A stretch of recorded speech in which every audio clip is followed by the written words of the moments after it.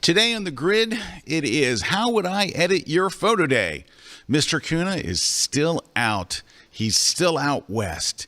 He's still being lazy and not working. But that's okay, because we've got some awesome giveaways for someone watching live today. That may be you, and it all starts in just 30 seconds. The Grid is brought to you by Platypod, the tripod alternative that is changing the world. Everybody has a Platypod. You should too. Go to platypod.com. Well, hi, everybody. Welcome to another stunningly live episode of The Grid.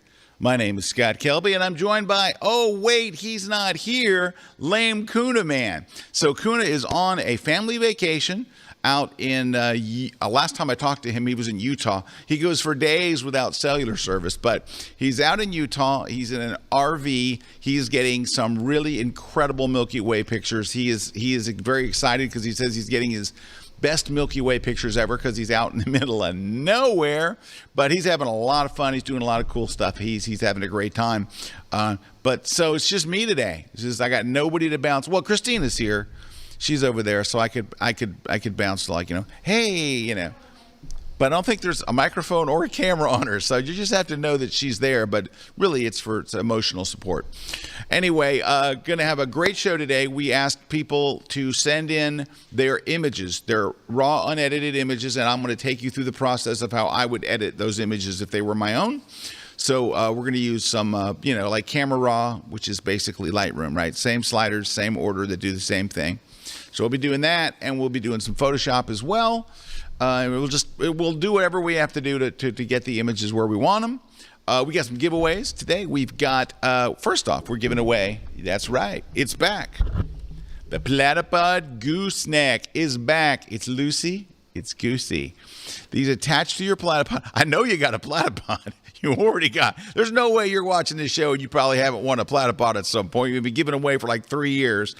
So anyway, this attaches, and then you can attach a light to it. You can attach whatever you want. You can attach, a very cool little light and stuff like that, or whatever you want. It's a gooseneck. You can attach a mic and sing. It really doesn't matter. Anyway, we're giving one of those today. Plus, also, if you win it, you're going to get a coupon that gives you 50% off of anything on the Platypod store. So you get a gooseneck, and then you get half off, which is, pretty good. All right, so that's good. All righty.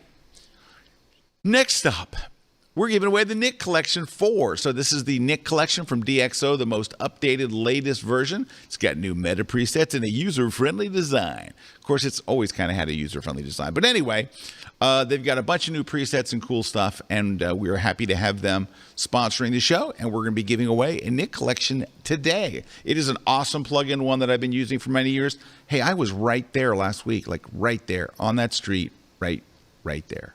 Literally, I was there last week. Okay, but that doesn't matter, does it? We're also giving away my brand new book, my latest book. It moves, it grooves, it shakes, it bakes. Make no mistakes, it's the Lightroom 7-point system book. And it's awesome. Let me just basically really quick tell you about what you're going to win. Oh, by the way, some guy gave me a 1-star rating. See, he gave me a 1-star rating because he's using Lightroom 5.7.1, and he wasn't able to open some of the images from the book. So, because you follow along, I put an image for every chapter, but we re-uploaded all of the images in DNG format. So even if you have an older version of Lightroom, you can still open them and all that stuff. Okay, but it is a fabulous book. If you have any version later than 5.7.1, you'll love it. No, I'm joking. Anyway, but we got that all fixed, so anybody can open them now because DNG is pretty much open in any version. All right, real quickly, we got some hellos. Murray's here from Brampton, Ontario, Canada. JD's here from a stormy stormy western North Carolina. Susie's here from the hot eastern shore of Virginia. James Gordon Patterson is here from Phoenix. Michael's here from foggy San Francisco. JP is here from Finland. Hello, JP. Thank you for joining us. Andy Lay, my buddy Andy Lay. Andy, wherever you are, I hope that you've got a bag of Tostitos Lime. Those are his very favorite. Munching on a bag of Tostitos Lime. He's in a hot Fort Worth, Texas, And Butz is here from Belgium. So thank you guys. Thank you for tuning in today. You guys ready to get working? Ready to get going? All right. Oh, how do you win stuff? How do you win the book or the platypod or the thing? Just leave us a comment in the comment section. But tell us what you want to win. Just say gooseneck or book or Nick or something, just so we know. We send you we don't want you to like want the book and you got the gooseneck, you know. So you may not have a platypod and then you're like, now I have a gooseneck and no platypod. Anyhow, doesn't matter though. So that's the gig. Leave us a comment and you're entered. Christina's on the comments. If you have any comments today, just throw them in there about anything. Ready? Here we go. First image. Now, these are not blind critiques. People kind of named their files, but it's okay. I'm not really critiquing the photograph. I'm not really saying whether it's good or bad, but I can tell you they're all pretty good. So it's not that kind of thing. It's just editing, and we don't need to see that I'm getting a Fender thing, vintage parts. That's nice. Here, let's just have that interruption go away. Little drink on my grid glass, and this is our first image. Nice blue Corsair, really nice prop spin. This kind of dovetails off our last one. All right. First thing I would do, I love a grass takeoff too. All right, so first thing I would do is the image just looks a little crooked. It's just like the horizon line's a little funky. And what I would do is, my first thought, oh gosh, I put my computer to sleep. My first thought would be to grab the crop tool. But I tell you what I've been doing that I like better. I like going to the geometry panel. Now in Lightroom, it's not called the lens correction. What is it called in Lightroom? They changed the names. So optics is called optics in Camera Raw. But again, if you're a Lightroom user, these are the same sliders in the same order with the same math that do the exact same thing. They took Camera Raw and they stuck it into Lightroom and they just called it the develop module. So don't let the fact that I'm working in Camera Raw throw you off. It's exactly the same in Lightroom, except for the lens correction panel. They changed to optics, and whatever the panel is, it's called geometry, and I forget what it's called. Oh, it's called transform in Lightroom. Thank you. Transform. Just hit me. Okay. I like to go to the geometry panel in Camera Raw or the transform panel in Lightroom, and I like to use the little rotate slider. It brings up a little grid to help you straighten things out, and I just prefer to do it that way. And also, when you do that, there's a little checkbox here for constrain crop, and it just crops it in for you. So that's the first thing that I would do, is kind of get it straight. You can kind of see it was crooked, and this kind of straightens it out. All right. That's step one. Step two is, well, so here's what my thought process is when I look at an image. I just ask myself, and this is going to sound very simplistic, but it works brilliantly well. What do I wish were different? Well, my first wish was, I wish it was straight. That's done. What do I wish were different now? When I look at this image, the thing that strikes me is that the grass is very bright. That's the very first thing that strikes me, is how bright the grass is. So I would go and get the graduated filter tool. I would lower the exposure, and then I can drag a gradient from bottom to kind of get up there and kind of darken that grass a bit. Because, I mean, the star of the show is not the grass. It shouldn't be the brightest thing. Now, the green dot here is where it is fully stop and a third dark. And then it gradually goes to transparent, where you see the red up here. There's nothing happening. It's a gradient. It's dark, and then it gets lighter, and then it gets completely transparent. So I could even pull up a little further if I wanted, and you're not going to affect the plane too much. All right. That's step one. Next I would do is, let's go to the basic panel. Now you can, and it's okay to do this. Now I didn't used to recommend this, but it's okay to hit the auto button and see if it looks okay. Sometimes it looks really good, and sometimes it's trash, in which you hit undo. But let's just hit the auto button, because it's much better today. That's all right. It didn't do a whole lot, really. It moved a bunch of sliders, and it doesn't look a whole lot different. But okay, but it didn't harm it, so we're okay. The one thing this thing looks like it needs is contrast. So I'm going to go to it looks a little flat to me. Just if you say, what do I wish were different? I wish the photo didn't look so flat. So I'm going to go to contrast and drag it way up. Now, when you do that, it boosts the color, because what the contrast slider does, it makes the darker parts of your photo darker, the brighter parts of your photo brighter, and it by doing those two things, it enhances the color as well. So if it starts to get a little too colorful, which I think it's on the verge, might back off the vibrance a little. So take a look over here. This vibrance slider's up at plus 12. You might back that off a little bit so it doesn't look too crazy. All right. Next, I would probably bring out the texture and clarity. So texture just brings out detail, all right? And it doesn't do anything to the photo. It just literally it brings out detail. So let's crank up the texture, which is what I would do to bring out detail in the engine and in the rivets on the plane and all that. Now, if it's at 50, that's where I dragged it to 50, I would do clarity about half as much, maybe to 20 or 25. Something like that. All right, it's starting to look all right.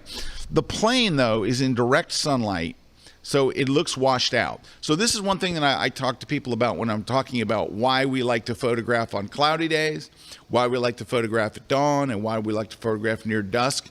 The colors are saturated. Things look washed out in direct sun. It just looks washed out. The way to get around that is to either add contrast, but I got a new trick for you today. What? Instead of just adding contrast to the plane where it looks washed out, try adding the black slider. So get the adjustment brush, crank up the blacks and paint over. I haven't tried it. I hope it's going to work, but that's what I've been doing. It's been working really well. So let's try it. Adjustment brush.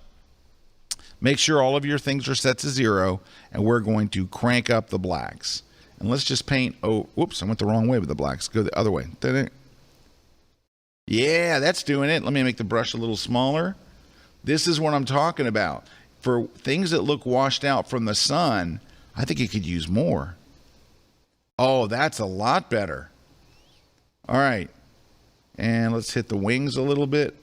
Ooh, the wings might not need it. I'm going to undo that. I'm going to do the top of the wings where you see the sun, but I'm not going to do the bottom of the wings because it just made it too dark. And if you make a mistake like I just did, hold the Option key on Mac or the Alt key on Windows and you can erase your mistake, right? So if you make a mistake, hold the Option key on a Mac or the Alt key on Windows and you can paint away areas that you did not mean to paint over. Man, I'd like to go a little darker with that. I know it seems crazy, but I'm also going to try lowering the exposure or maybe the highlights a little. I just don't want the plane to look washed out. All right, we're getting there. What else I might do, just to make the plane stand out a bit more, is to work on those trees behind it. So the trees behind are still a little bright to me, so I'm going to hit the plus sign, which means leave what I already did there. I'm doing something new now. I'm going to hit this little reset button. It resets all the sliders. And let's pull back the exposure and maybe the highlights because I'm worried about these bright areas back here. Let's make our brush big and just kind of, whoa, that's way, way, way too dark. I just wanted to take a little heat off it. There we go. I just don't, the background does not need to be that bright.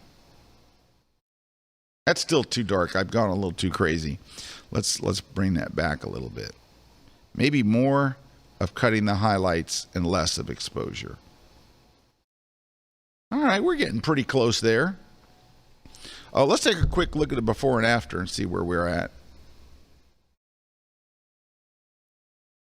Now, the whole thing just looks a little too contrasty, right? So, but that's okay. At the end, if you think it's too contrasty, of course, you can just go back to the over here and pull back the contrast a little bit. I want it to be contrasty, but I don't want it to be too much. But sometimes it's easy to do that, but at the end, you need to evaluate the image. The last thing I'd probably do, two things. Of course, sharpen it to death. Go to the detail panel, crank up your sharpening, sharpen it to death because it deserves it. It's anything that has a lot of detail can handle a lot of sharpening. So let's crank up the sharpening quite a bit. Then I'm going to go to the effects panel and I'm going to drag the vignetting slider just over to -11, which is my favorite number. Well, it's my favorite number for vignetting. I don't really have a favorite number in life, but that's kind of there's the before, there's the after, and I'll show you, see if I can do a split screen here.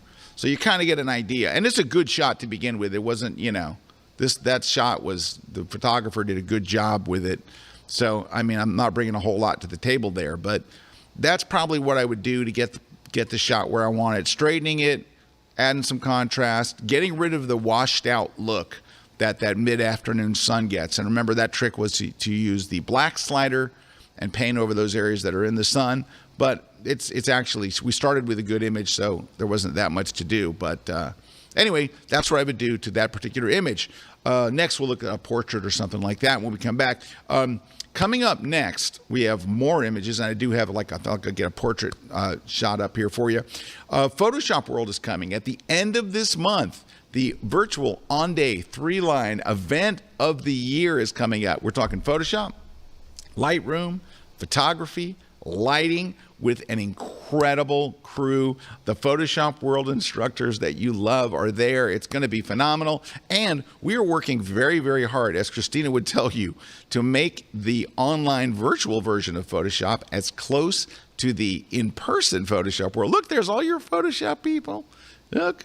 There's Frank Durhoff and Glenn and Dave Black and Kaylee and Peter Hurley and Joe McNally and Moose and Christina. And all the awesome people are there. Anyway, it's going to be tremendous, and we'd love you to come. It's open to everybody, and it's at the end of this month. It's August 31st, September 1st, and 2nd. And we archive it for a year, so you can go back and watch any classes you missed or rewatch classes you want to see again. It's going to be fantastic. We got a keynote, we got a party, we've got Midnight Madness, all the things that make Photoshop World. We're bringing them all to you virtually. It's going to be a lot of fun. We're going to show you a little teaser. We'll be right back as we look at our next portrait, so stick around.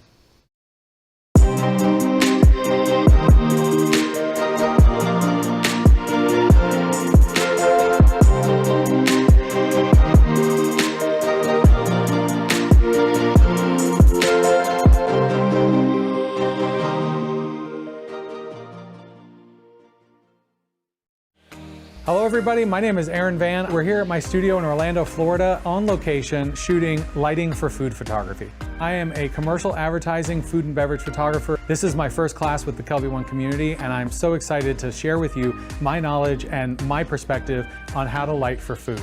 I'm going to get into the nitty-gritty details. We're going to get into some technical stuff, but at the end of the day, what we're really looking for is I want to give you the tools to have a base of knowledge of understanding of how to light food.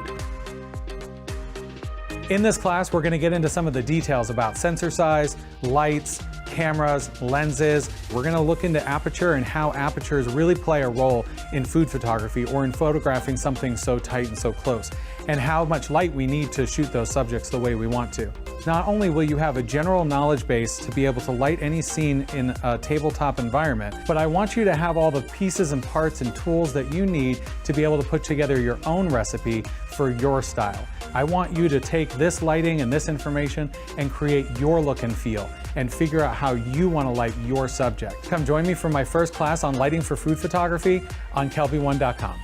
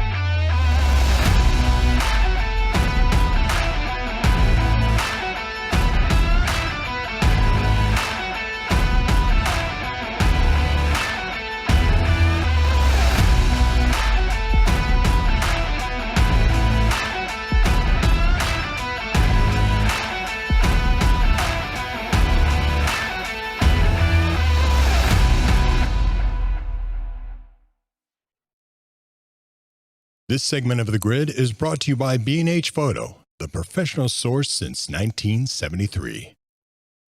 Well, hi, everybody. We are back, and we've got a question from Nicole, When you're painting with a brush, how accurate does your painting need to be? In other words, do you have to stay within the edges of the plane, or is it okay to spill over a little?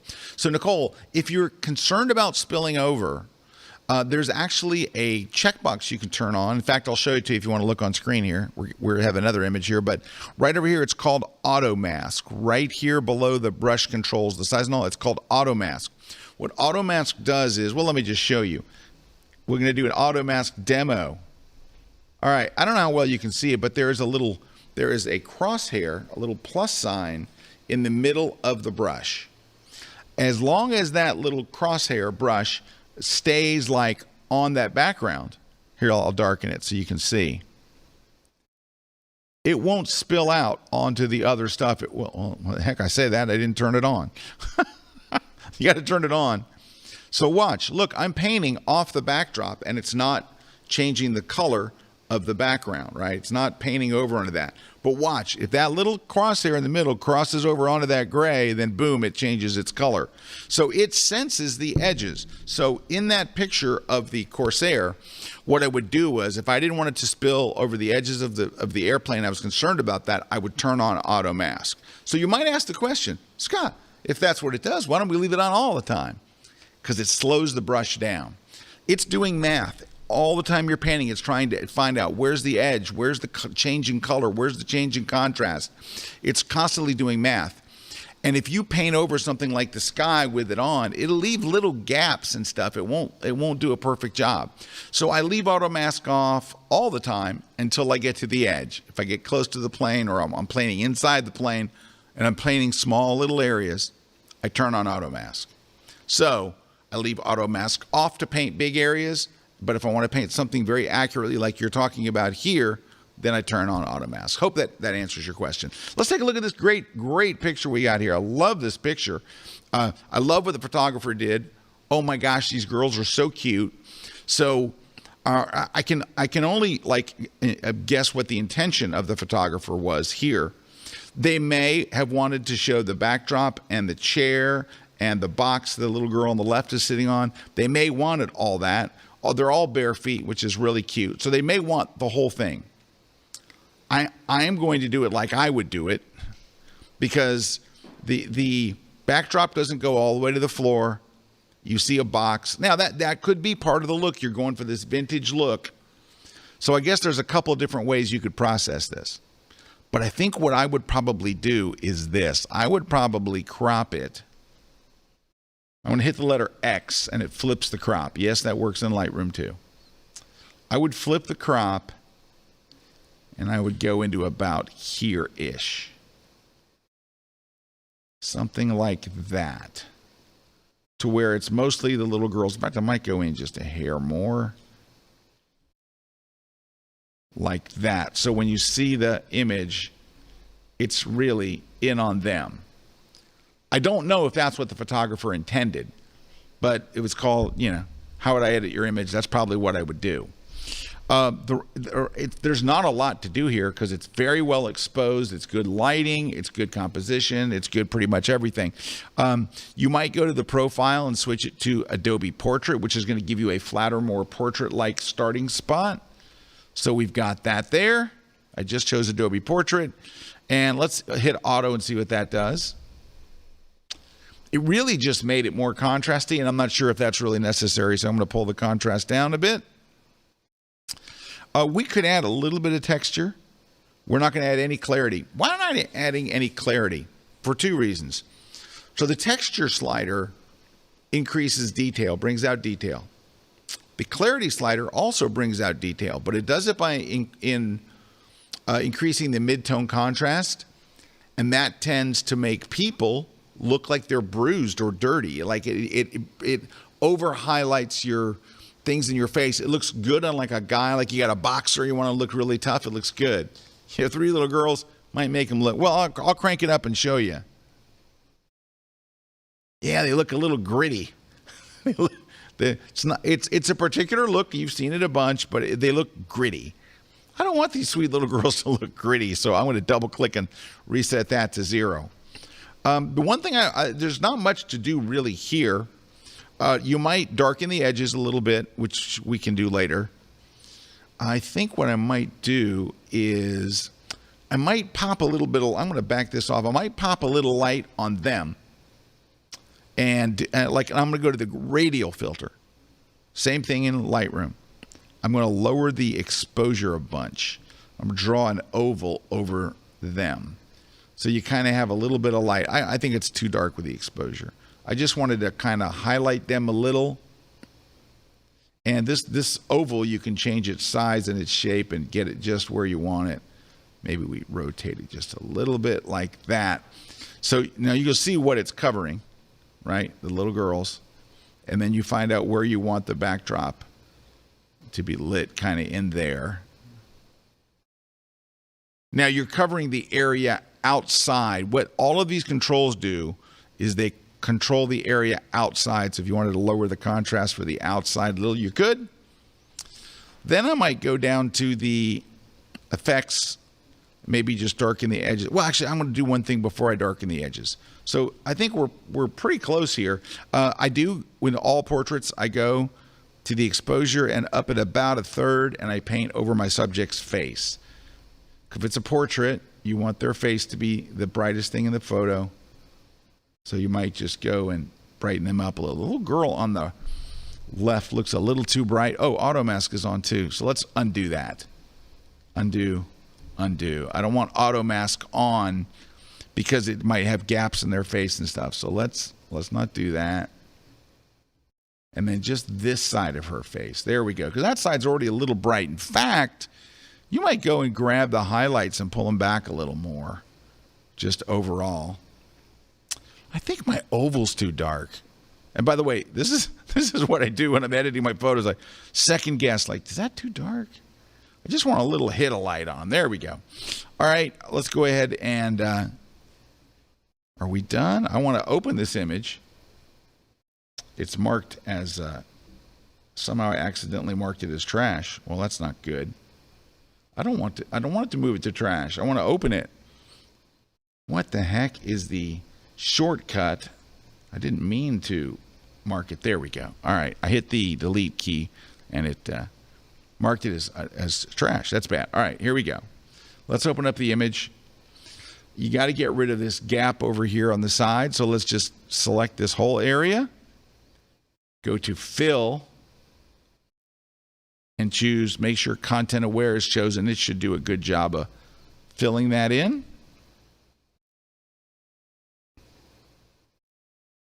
There we go. You got a little string coming off her clothes over here on the right. Let's get rid of that. These girls are so cute. Oh my gosh, they're so cute. And then the last thing I might do is just go to filter, go back to camera raw again. Go down and just darken the edges just a hair. Go to the vignetting -11. Just take a little heat off there. And I would say something like that. You might actually, even now that I look at it, crop in a little tighter on the whole image. So I'm just going to crop in a little bit more. I think the bottom there's a little bit too much at the bottom. Something like that. Something around that. Now, I don't know what the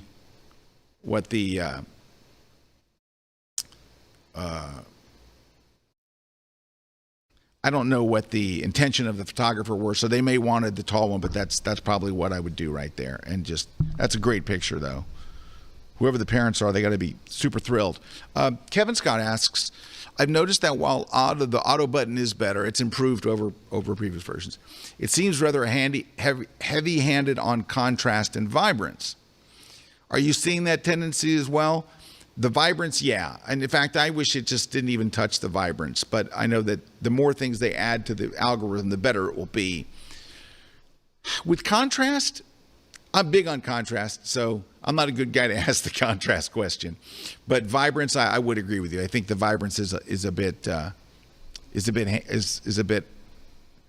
overdone. All right, we'll look at another quick one and then we'll take a break. How about, that one's complicated. I'm looking at these images, I'm thinking, that looks kind of hard. Let's do this.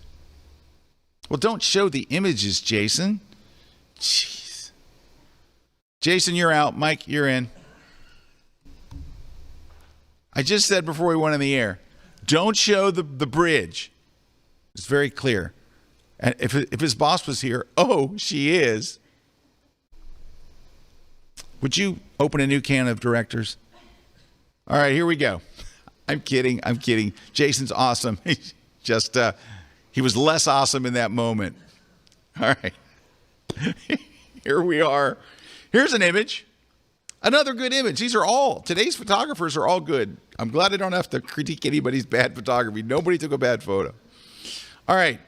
But this is a typical sensor issue. What you're seeing here is trying to make the foreground look good. It makes the sky look blown out. So let's just choose Adobe Landscape as a starting place. Woo, just look at that. So if it's travel, if it's anything but people, I usually wind up choosing Adobe Landscape. Adobe Color is the default for raw images. Adobe Landscape, that's certainly better. Let's go to Basic and hit Auto for our starting place. That's not bad. You could just end right there and it'd be okay. I mean, it's not bad. It's not rocking, but it's not bad. I would increase, of course, the texture, and the clarity. And maybe open up the shadows a little more in the foreground. Our biggest issue really is the mountains are kind of blown out, the sky's kind of meh, and it's just kind of a meh. Let's grab the graduated filter tool. Let's darken this for the sky, and let's bring it up here and just darken that. And we'll bring it down enough to where it also darkens the mountains. So up here is solid, and then it gets lighter and lighter, and then it's transparent down here. Let's bring it down a little bit more. I want more of these mountains darkened. And I'm also going to try to make that sky look better. So I lower the exposure. Depending on the photo, like you see in this one, it doesn't look bluer sometimes. It just looks kind of like you added gray to it. The trick is to add some blue-white balance in. You can add white balance to that gradient. So let's do it. Go over here to the temperature slider, drag it to the left a bit, and watch the sky. You can make the sky very nice and blue as you want it. And I'm just going to show you just what that gradient did. Let me go to the little eyeball icon, which turns it on and off. At first, let me hide the overlay. So here's what that gradient did. Watch. So you're seeing it before and after. The sky was kind of washed and kind of lame. You add the gradient, and it looks better. So that's it. But it did do a nice job. Now, you could make the case for brightening these mountains a little more. Get the adjustment brush, maybe a third of a stop, and brighten these just a little bit more. Just to kind of get a better overall balance. You also have to brighten the reflection, or, The only other thing I might do, let's pop this open in Photoshop. Oh, now it's shown there. Look, see how Jason caught it that time. He was like, oh. You could hear him in the headphone. Was he saying stuff like, oh, crap, that's the bridge? But he wasn't using the word crap, was he? Okay. Christina says no. Yeah, he has a vivid vocabulary. All right. I think what I might do is just get rid of this ugly stuff here, right? This ugly kind of stuff floating in there. Let's go put a rectangle around it and do the fill, content aware. Let's hope it does a better job. Didn't do a great job. What's your second line of defense? Switch to the patch tool, and move it to someplace nearby. Oh, that's better. Let's try a little over here maybe. So it doesn't look so obvious. That's a tad better. It's not perfect. You might have to go in here with the clone stamp tool and put some of this back in over here so it looks a little more, All right, that needs a little work over there. Okay. Got some ducks over here, but you really can't tell they're ducks. And this ugly dead trees coming in from the side, I think that's that.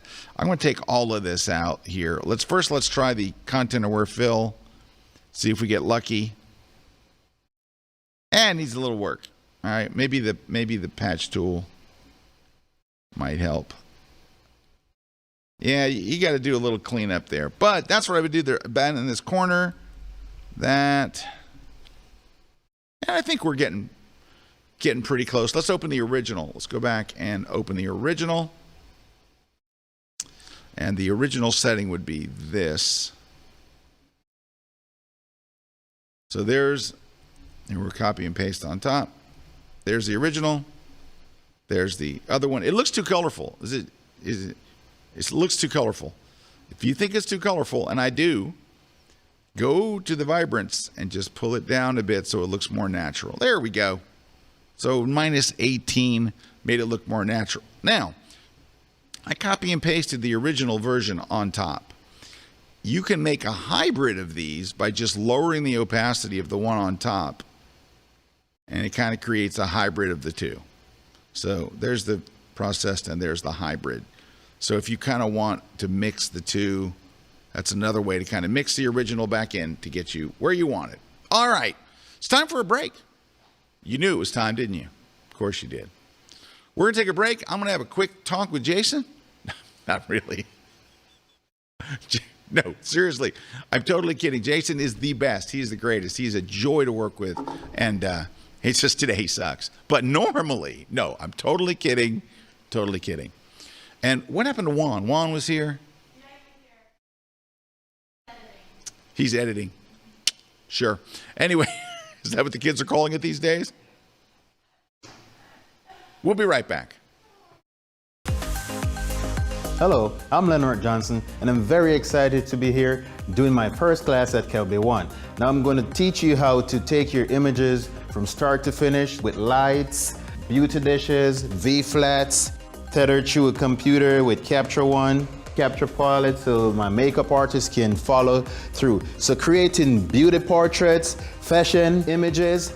I enjoy doing beauty photography because I like being around people. I think I'm different from other photographers because of the way I shoot. I work with a mood board and I follow that mood board from start to finish to create whatever look I'm going for. And I'm working closely with my team. So creating a team is the way to go if you want to elevate those images. And that's the way I do it to separate me from the crowd. So in this class, I'm going to take you through how to create impactful images from start to finish. So come join me in my latest class at kelby1.com.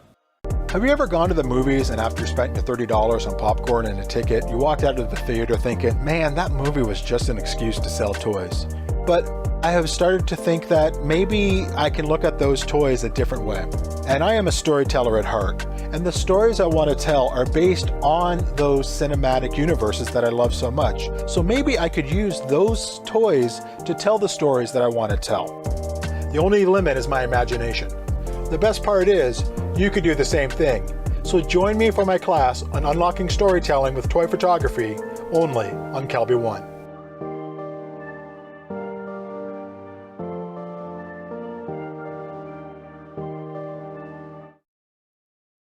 This segment of The Grid is brought to you by Canon.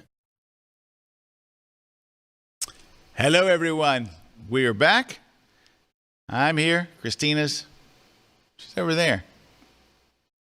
But anyway, we are editing images that folks sent in today. So today is how would I edit your image day? So we're going to do that.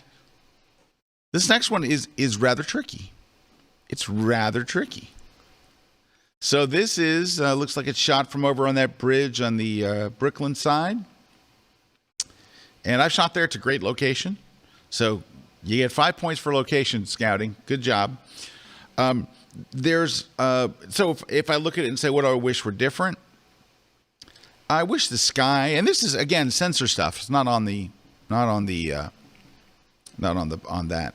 So it's not a bad, overall not a bad image. There's some people walking around that probably weren't intended to be in the photo.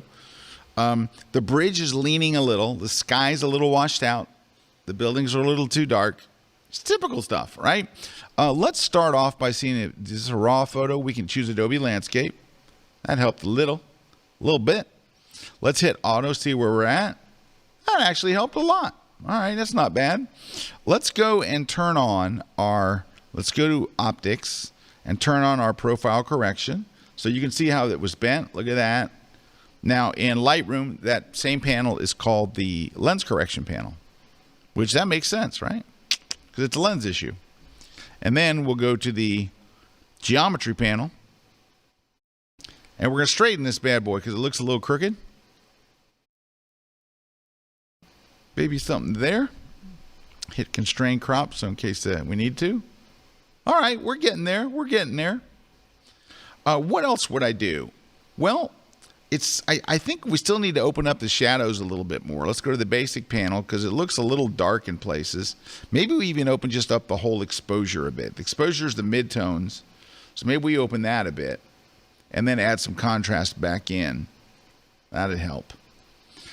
The grass looks kind of brown and icky, so I'm going to get the adjustment brush. We're going to reset all of the sliders, and I'm going to paint green on the grass. That looks better. There we go. I want to look like a golf course, but it needs to, oh great, it needs to have a little bit more green there. So there's that. The sky could use a little juice. Let's add a gradient to the sky. You know the routine. Use the graduated filter. Bring in some of that blue. Let's darken it a bit more. Maybe add a little more blue to the sky. There we go. Now, when you drag the gradient down as far as I did here, it's also darkening this side of the bridge. So what you can do is go down to the bottom of this panel. Turn on range mask to color, and it gives you a little sampler tool, and say, mask out these colors. And watch the bridge on the left. It should, fingers crossed, mask out the bridge. There we go. That's it. Just click and drag it over here to show it what colors are supposed to be masked away. All right. The other thing I would do, the buildings themselves look like they could use a little more contrast. So let's go to the contrast slider for the brush and maybe just paint over the buildings a little, just them, because they just look a little washed. And over there. All right. That's all looking okay. Let's just hit open. Wait. I didn't add either texture. Let's add a bunch of texture. Make it nice and crispy looking and a little bit of clarity. Okay. Ooh, that's looking very crispy. Don't go too far. And we'll hit open. Because now what I would do is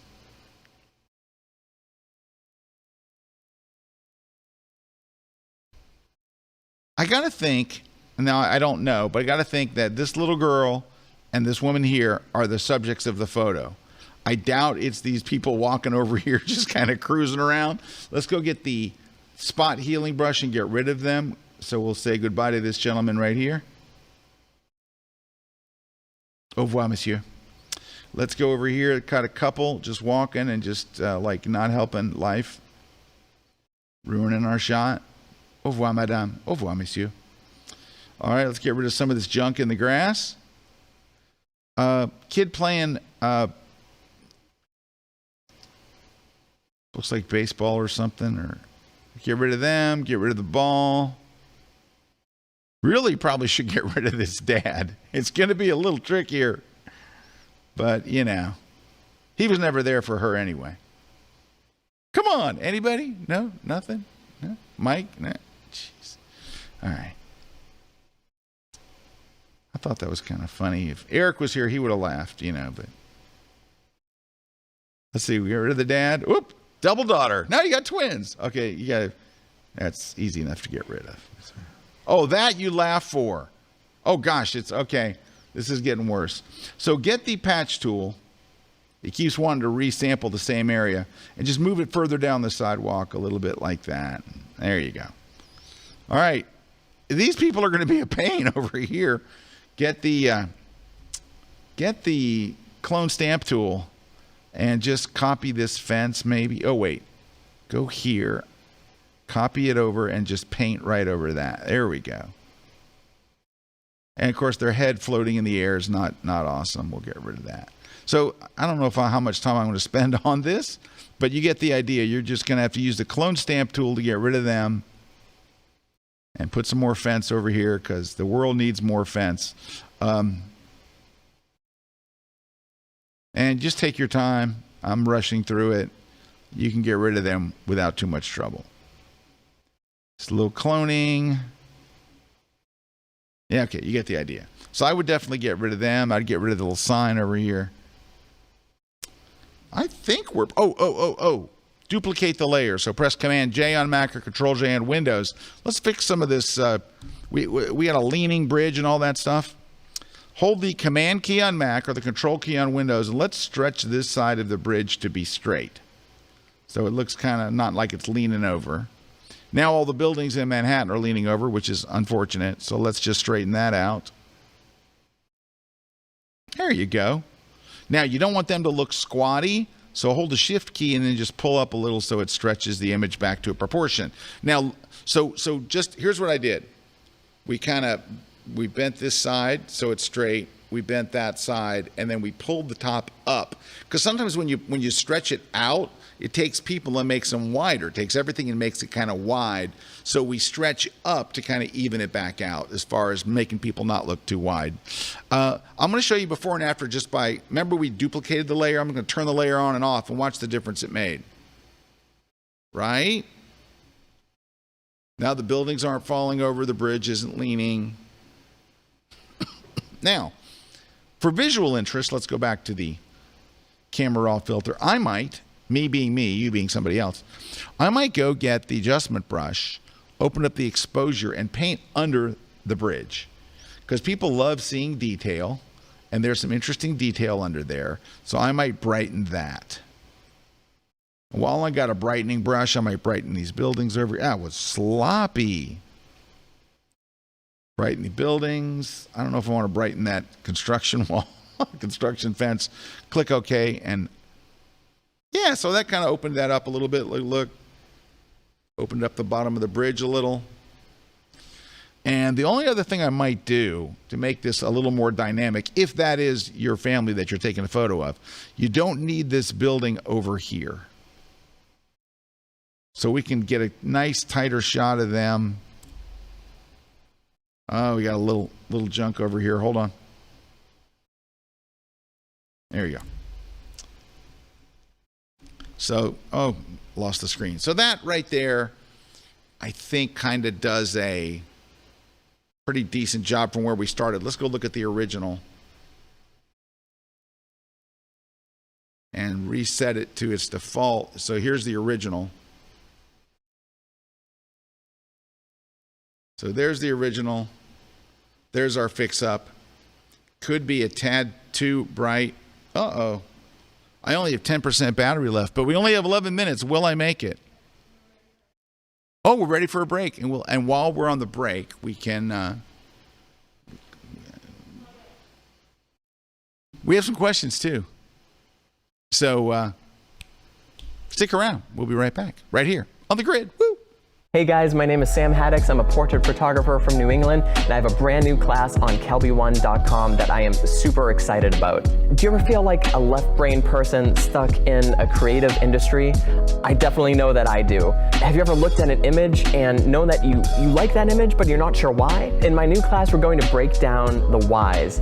We're going to figure out why you like a particular image, and we're going to find ways to incorporate what you do like into making brand new images of your own. So if you want to unleash your own creativity, see me play guitar, and show off my tattoos, well, join me in my new class exclusively on kelby1.com.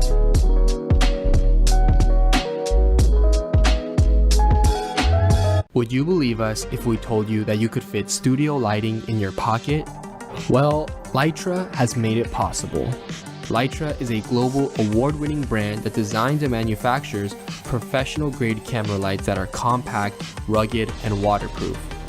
Whether you're using Lytra gear in a photo studio or underwater, Lytra's mission is to provide content creators with flexible and unlimited lighting tools that can mount on any camera, anywhere. Their lights come with a high CRI or color rendering index, making them some of the most color accurate lights in the industry. Due to the light's compact and rugged design, photographers are able to use the lights in ways that their studio lighting never could. Lytra has also made multiple lighting accessories available to fit your every need as a creator. Whether you're shooting portraits, nailing a product shot, or even flying your drone, they have got you covered. Lytra enables photographers and filmmakers to focus on their craft and create something beautiful. What will you create? Make sure you don't miss any episodes of The Grid by subscribing to Apple's podcast app or iTunes. It's free, and we even have a special audio-only version too. So sign up today. This segment of The Grid is brought to you by Platypod, the world's most compact tripod base. Hey, we are back. Don't forget to drop us a comment so you're entered into the giveaway, because we're going to give you the giveaways in about 8 minutes. So, Kim wants to know, would you keep the sky with the blue gradient, or would you add some clouds with the sky replacement? I'd probably add sky. I would at least try it and see what it looks like, and it's probably always going to look better. So, if the sky was that empty and bleh, I would probably add a Photoshop sky replacement. Bill wants to know, Scott got a basic question. How are you moving from Camera Raw to Photoshop? So if I'm in the bridge, all right, or using the bridge, which is what I'm kind of using now, you press the letter Command R on Mac or Control R on Windows, and it opens it in Camera Raw. If you're in Lightroom, instead with a raw photo, you would press Command E on a Mac, Control E on Windows. That would take it to Photoshop. And then if you already have the photo open in Photoshop and you want to go back to Camera Raw, you can use kind of Camera Raw as a filter. Go into the filter menu and choose Camera Raw, and it pops open right on top. All right. Let's see. Melissa says, can you choose the source for content-aware fill in Photoshop Elements? No, it in Elements, it chooses it for you. You can choose the source in regular Photoshop. There's a... Did you guys hear that?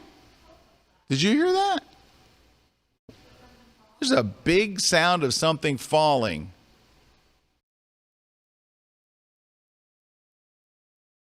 It sounded like it was behind you. Maybe it was Juan falling. I hope it wasn't Juan falling. I hate it when Juan falls. All right. Christy says, when I edit an image, I duplicate the layer, so if you make a mistake, you still have the background layer to go back to. Yep, absolutely. There's also just undo. There's multiple undos. You can undo up like 50 times by default. Yeah, so there you go. But there are many people like to do that duplicate the layer so you're just easy to get back. Okay. Next image, here we go. Let's go. This is a very nice image. Very cute little girl, cute outfit, contrasting colors, crazy crooked horizon line. Let's go fix that first. Just I got to. So let's go to geometry, rotate, and get that horizon line kind of straight. All right. Then let's hit the old constrain crop so we don't have all those empty areas around. Okay. I would probably just go ahead and now just crop it in, because it's a portrait about the little girl. It's not about the sky. So let's leave a little of that. Maybe a little more. And there, now we're working on kind of a better thing. We don't need to really see this film strip here. There we go. So you have nice light. It was shot in the right kind of day. You know what would have killed for this shot? If you had to turn her head just a little bit, you'd have gotten some light on the other side of her face. So what you have is what's called split lighting on her face, which is very popular in like Hollywood movies and stuff. Not bad. It's a particular style of lighting. But I think that what I would do is I would add some light to the other side of her face, at least kind of open up the shadow areas. That would be done with the adjustment brush. Go to the exposure, maybe take it up third-ish, and I would just brighten up that side of her face so it doesn't look so split. Maybe something like that. And then while we're here, she's got glorious hair. Let's get that hair. And maybe this side of her there. Maybe we open up the shadows a little bit. I'm trying to make her look balanced, the light on her face look a bit balanced. So I think we're getting there. You can see where I spilled out the sides over here. If that's the case, let's let me make the brush a little larger, and I'm going to turn on auto mask because we're so close to her face. And I'm going to try to paint those areas that I spilled out. There we go. You can see how I spilled out, and now this will take care of that. All right. Maybe a little, I think I might have spilled on her hair there. Okay, and up here. You guys are very gracious for not mentioning all those mistakes that I just made. You know, where I painted, I think I'm going to add some yellow. Just because it's so yellow on this side of her face. Let me add a little yellow in there. Ooh, that did it. Ooh. Yeah.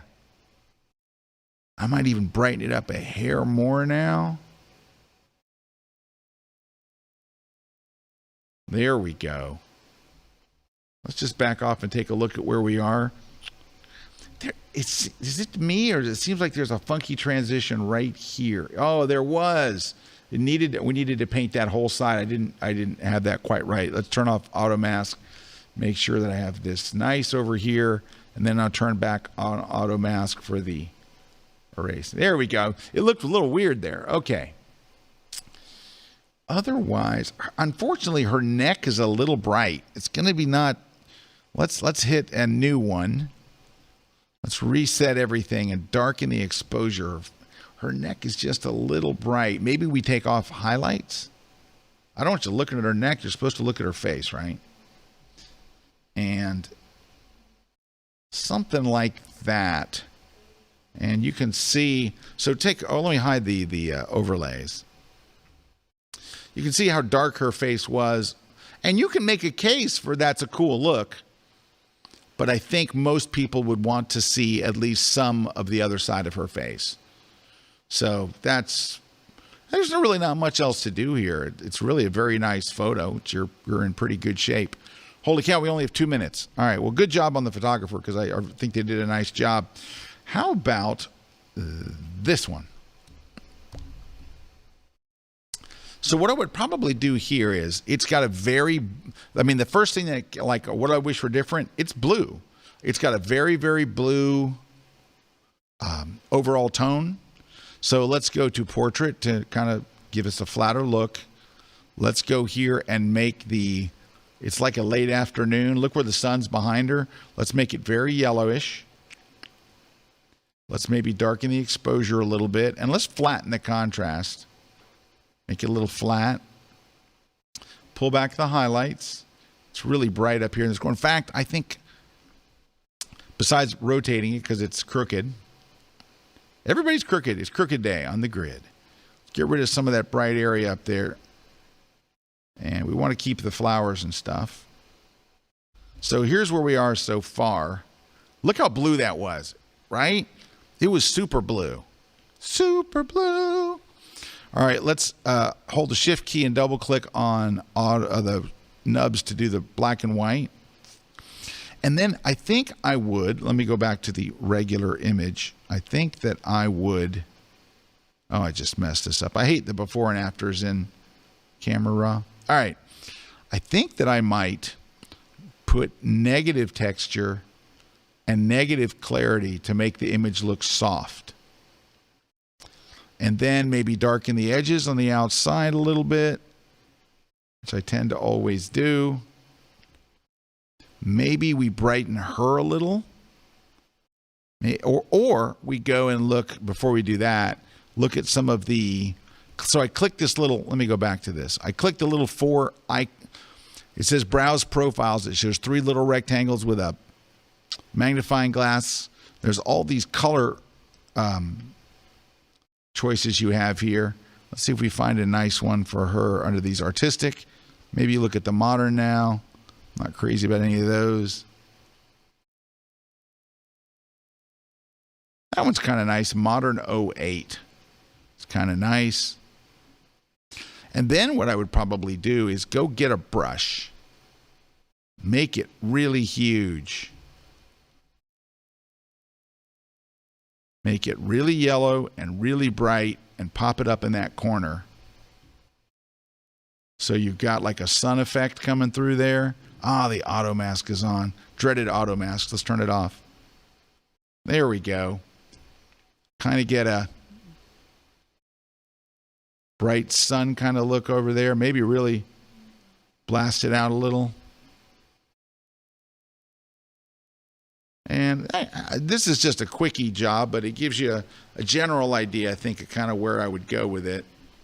Just making it warmer, really accentuating that sun, and just giving it a softer, dreamier effect. Now, once you've done this, once you've gone this far, you could go to other programs and really dreamy it up. I mean, you can go to like Luminar, you can go to On One has got some beautiful things for just making the images really soft. There's just so many things that you could do that you could like add a finishing effect to it. But just, oh, well, here's one. Here, I'll give you a quickie. Let's duplicate the layer and blur it to death. So like 50 pixel blur. And then let's change the blend mode to what? Soft light? There you go.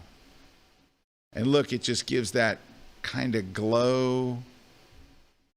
It's a warm glow. I don't know what to call it. It gives it a warm glow. Now let's go grab the original photo and we will reset it to what the original looked like.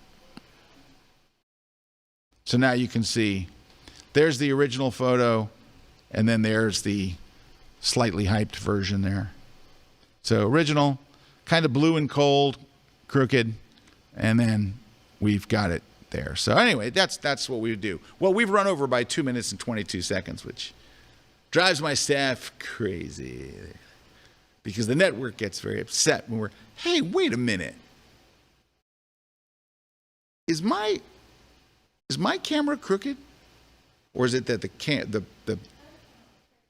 looks a little crooked, doesn't it? Here I'm criticizing everybody's crookedness. Is it a little crooked? Is it crooked? It is crooked, isn't it, Mike?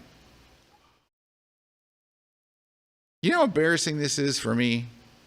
The man who tells everyone to straighten their photos. And for a flippin' hour, for a whole hour, and look at my skin tone. Look at my skin tone. It's green.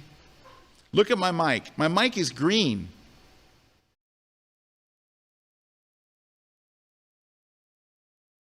Well, don't look at that mic. Oh, it's green here too. See this mic? It's silver, but it looks green. Crooked desk. I'm surprised the food and stuff isn't sliding off back there.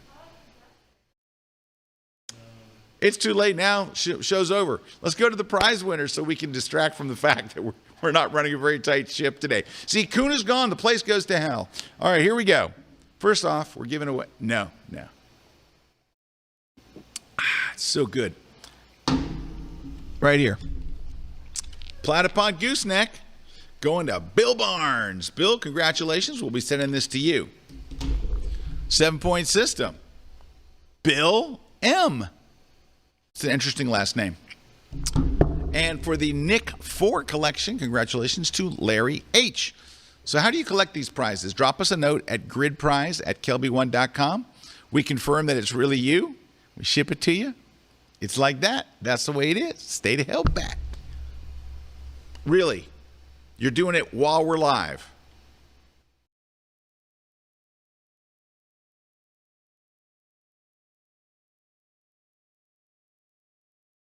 It's still crooked. Can we just end this show? I'll give you $5 if you let me end.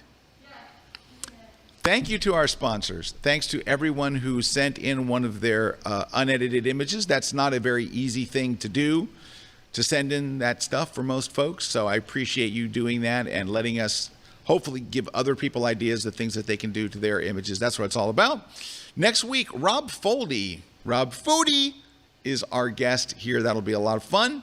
So make sure you check that out. And we will see you next Wednesday live right here on The Grid. What?